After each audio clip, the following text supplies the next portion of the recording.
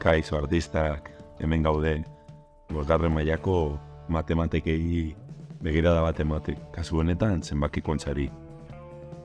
Beraz, milioiak, 110 eta milakoak, 10 milako eta milakoak, 10 eta batekoak, esateko, zailkatzeko eta egiteko truko bat jakin nahi duzue, goazen ba.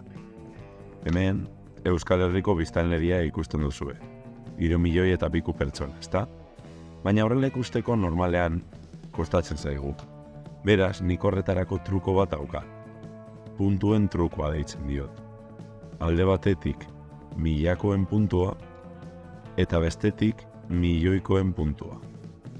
Baina horrela oso handia da, pizka txikiago jarriko dut, milakoen puntua eta milioikoen puntua.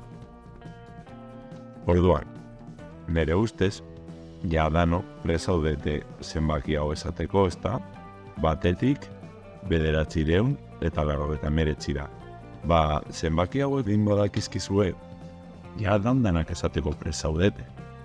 Ze, agian bosgarren mailan esan dezakezuen zenbaki zaiena hau da. Baina, bi hitz esan da.